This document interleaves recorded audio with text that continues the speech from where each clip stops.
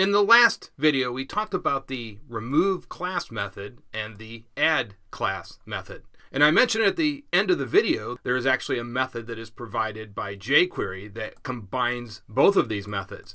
So sort of a best of both worlds. And what that allows you to do is give the user the ability to toggle things on and off on your web page. And so you noticed I changed the text of this button to something a little bit more appropriate. Hit button to turn styling on and off. And in this case, we're going to allow them to turn this styling off and on as they please. Maybe they don't want this highlighted. Maybe they don't like this pink text. So the method that we use is the toggle class method. And so we'll go ahead and save this as an example for you.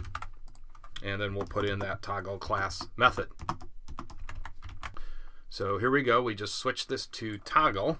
And this is going to be a very short video, by the way, because it's really pretty self-explanatory. So again, now we've got both of these classes here in one class, and we can toggle this on and off. So let's go ahead and save this, and we'll refresh our page.